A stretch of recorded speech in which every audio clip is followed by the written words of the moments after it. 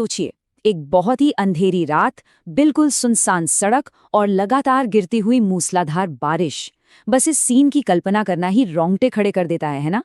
आज की इस चर्चा में हम एक ऐसे खौफनाक और मनोवैज्ञानिक रूप से दिलचस्प घटना की गहराइयों में उतरने वाले हैं जो आपको सोचने पर मजबूर कर देगी। ये कोई आम डरावनी कहानी नहीं है। ये इंसानी दिमाग के उस अजीब गरीब सफर की दास्तान है जहां सच और भ्रम के बीच की लकीर बिल्कुल धुंधली हो जाती है। तो एक बहुत ही अहम सवाल से शुरू करते हैं। क्या एक मनगढ़ंत कहानी, कोई सुनी सुनाई भूत की कहानी, कभी सच बन सकती है? मतलब, क्या हो अगर आपका दिमाग उस पर पूरी तरह यकीन कर ले? क्या डर का अपना कोई वजूद होता है, या फिर ये सिर्फ और सिर्फ हमारे दिमाग की एक खतरनाक उपज है? चलिए, इस सवाल का जवाब उस खौफनाक रात की घटना में तलाशते हैं। भाग 1, अंधेरा और तूफानी सफर। यहीं से इस डर की शुरुआत होती है। एक ऐसा सफर जो एक बहुत ही साधारण सी छुट्टी के लिए शुरू हुआ था, लेकिन किसी और ही खौफनाक रास्ते पर मुड़ गया। तो कहानी के केंद्र में है आकाश, 24 साल का एक बेहद सफल इंजीनियर। नई नौकरी लगी है, अच्छी खासी तनख्वाह है और हाल ही में उसने एक बिल्कुल नई कार खरीदी है। दिन था गुरुवार का और रात के समय वो अपने दोस्तों के साथ कर्जत के एक फार्म हाउस पर लॉन्ग वीकेंड मनाने निकल पड़ा। अब हुआ ये कि जगह की कमी के वजह से उसके 4 दोस्त, अरुण, सिद्धार्थ और बाकी 2, वो एक दूसरी कार में थे। और आकाश अपनी नई नवेली कार में बिल्कुल अकेला था, एकदम ओवर कॉन्फिडेंट, बारिश का मजा लेता हुआ और दुनियादारी से बिल्कुल बेखबर। उसे तो यही लग रहा था कि भाई ये एक शानदार ट्रिप होने वाली है। लेकिन फिर आता है हमारा दूसरा पड़ाव, दिमाग में डर के बीज बोना। यही वो टर्निंग पॉइंट है जहां इस शांत सफर में खौफ की जड़ें जमनी शुरू हुईं। देखिए, आकाश अपनी गाड़ी में अकेला जरूर था, लेकिन भारी बारिश और अंधेरे के बीच बाहर की दुनिया से आने वाली आवाजें उसके इस एकांत को चीरने वाली थीं। सफर के पहले घंटे में उसके दोस्त सिद्धार्थ का फोन आता है। वो उसे खराब मौसम और आगे के खतरनाक रास्ते को लेकर चेतावनी देता है, पर आकाश अपने उसी ओवर कॉन्फिडेंस में इसे बिल्कुल नजरअंदाज कर देता है। फिर दूसरे घंटे में अरुण का फोन आता है। अरुण उसे एक शापित तालाब और सफेद कपड़े पहने एक औरत की खौफनाक कहानियां सुनाता है। वो बताता है कि कैसे उस औरत के अचानक सामने आ जाने से भयानक हादसे होते हैं। और फिर तीसरे घंटे में एक ऐसा फोन कॉल आता है जिसने सब कुछ बदल कर रख दिया। सिद्धार्थ का कॉल, जो बुरी तरह घबराया हुआ था और चीखते हुए बता रहा था कि उन पर उसी सफेद कपड़े वाली औरत ने हमला कर दिया है। और यहीं से शुरू होती है पैरानोया, यानी एक गहरे शक और डर की शुरुआत, दिमाग के अंदर का तूफान। बाहर का मौसम तो खराब था ही, लेकिन अब असली तूफान आकाश के दिमाग के अंदर चल रहा था। उसके दोस्त जो कुछ भी कह रहे थे वो उसके मन में घर कर गया था।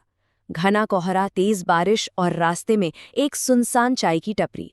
सिद्धार्थ का वो आखिरी घबराया हुआ फोन कॉल आकाश के कानों में गूंज रहा था, जिसमें उसने कहा था, किसी भी अनजान इंसान पर भरोसा मत करना।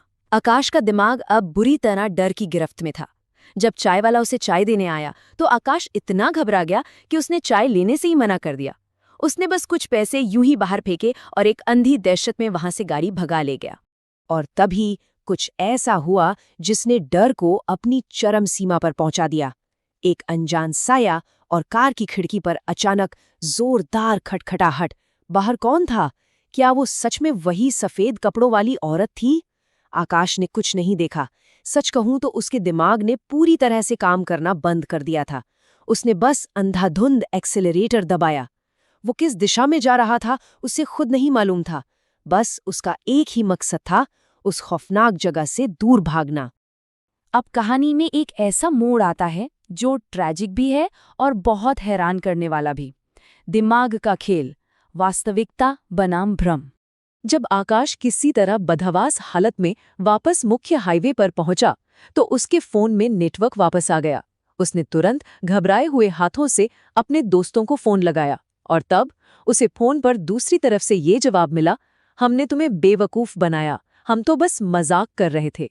जी हाँ, उसके सारे दोस्त सुरक्षित रूप से फार्म हाउस पहुंच चुके थे। वो खौफनाक कहानियां, वो हमले का नाटक, वो सब कुछ बस एक भद्दा मजाक था, एक प्रैंक। अब आप सोचेंगे कि सच पता चलने के बाद आकाश शांत हो गया होगा, लेकिन नहीं। खतरा भले ही टल गया हो, लेकिन एक जहरीली कल्पना का खौफ अभी भी बाकी था। सच्चाई जानने के बाद भी उसका दिमाग शांत नहीं हुआ। उसका दिमाग पहले ही डर के लिए इस कदर तैयार हो चुका था कि अब वो नॉर्मल लॉजिकल बातों को मानने से इनकार कर रहा था। वो लगातार यही सोचने लगा, क्या हो अगर मजाक उन्होंने किया हो, लेकिन वो साया जो खिड़की पर था वो सच में वहां हो। और फिर आता है खौफ का चरम बिंदु। सफेद कपड़ों वाली औरत। रात के करीब 3 बज चुके थे। हाईवे बिल्कुल सुनसान था और आकाश का दिमाग उस खौफ के भंवर से बाहर ही नहीं निकल पा रहा था। तभी अचानक कार के ठीक सामने एक जानवर आ गया। आकाश ने हड़बड़ाहट में गाड़ी को तेजी से दाईं ओर मोड़ा और कार सीधे जाके एक पेड़ से टकरा गई। एक जोरदार धमाका हुआ और फिर एकदम सन्नाटा। आकाश के सिर से खून बह रहा था। रात के 3 बजे एक सुनसान और अनजान सड़क पर एक टूटी हुई गाड़ी के साथ वो बिल्कुल अकेला और बुरी तरह घायल अवस्था में फंस चुका था। वो किसी तरह लड़खड़ाता हुआ कार से बाहर निकला। वो मदद के लिए हाथ हिला ही रहा था कि तभी ठीक उसके पीछे से एक आवाज आई, क्या आपको किसी मदद की जरूरत है? आकाश ने जैसे ही पीछे मुड़कर देखा, उसकी धुंधली आंखों को सिर्फ और सिर्फ एक सफेद कपड़ा पहने हुए औरत दिखाई दी जो उसकी ओर झुक रही थी। उस सफेद कपड़े वाली औरत को देखकर आकाश का दिमाग उन झूठी कहानियों के जाल में पूरी तरह से जकड़ गया। उसे लगा कि उसका अंत आ गया है, लेकिन असल में कोई अलौकिक हमला नहीं हुआ था, बल्कि उसके अंदर बैठे उस बेइंतहा खौफ ने ही उसके शरीर को तोड़ दिया था। उसे वहीं उसी पल दहशत के कारण एक भयानक दिल का दौरा पड़ा और वो जमीन पर गिरकर बेहोश हो गया। जब आकाश की आंखें खुलीं तो वो एक अस्पताल के बिस्तर पर था। उसके मन में यही चल रहा था कि शायद उसी भूतिया औरत ने उसकी जान बचाई या फिर उसी के किसी श्राप की वजह से वो यहाँ पहुंचा है। लेकिन वास्तविकता कुछ और ही थी। जब उसने डॉक्टर से पूछा तो डॉक्टर ने बताया कि कोई औरत उसे वहां नहीं लाई थी, बल्कि अस्पताल की ही एक खाली एम्बुलेंस उस रास्ते से गुजर रही थी, जिसके स्टाफ ने उसे वहां घायल पड़े देखा और अस्पताल पहुंचा दिया। मतलब न कोई भूत था न कोई आत्मा, सिर्फ एक मजाक था और एक हद से ज्यादा डरा हुआ दिमाग था। तो अब हम इस घटना के सबसे अहम और मनोवैज्ञानिक हिस्से की तरफ मुड़ते हैं, असली भूत, डर और कहानियों का खौफ। साइकोलॉजी में इसे ही कहानियों का डर कहा जाता है। ये तब होता है जब हमारा दिमाग किसी असली खतरे और सिर्फ सोचे गए काल्पनिक खतरे के बीच का फर्क ही भूल जाता है। ये मास हिस्टीरिया और पैरानोया का एक एकदम सटीक उदाहरण है। जानते हैं, जब कोई इंसान इस हद तक डरा हुआ होता है तो उसे एक उड़ता हुआ कबूतर या फिर मदद के लिए आगे बढ़ा किसी का अनजान हाथ भी साक्षात मौत का पैगाम लग सकता है। आकाश आज शारीरिक रूप से पूरी तरह ठीक है, लेकिन वो आज भी एक गहरे मानसिक आघात के साए में जीता है। वो आज तक ये तय नहीं कर पाया है कि क्या वो सफेद कपड़े वाली औरत सच में कोई मददगार इंसान थी जो उस बारिश में फंसी थी, या फिर वो सिर्फ उसके डरे हुए दिमाग का एक भ्रम था, एक प्रोजेक्शन था जो उसके अपने ही तनाव और डर ने पैदा किया था। तो अंत में ये कहानी सिर्फ एक डरावना किस्सा या चेतावनी नहीं है। ये हमारे अपने ही दिमाग की कमजोरियों और उस बहुत ही पतली सी रेखा का एक जीवंत उदाहरण है जो वास्तविकता और खौफनाक कल्पनाओं के बीच मौजूद होती है। तो जाते जाते ये सोचना लाजमी है, क्या कोई भी इंसान सच में ये दावा कर सकता है कि उसका अपने डर पर पूरी तरह से नियंत्रण है?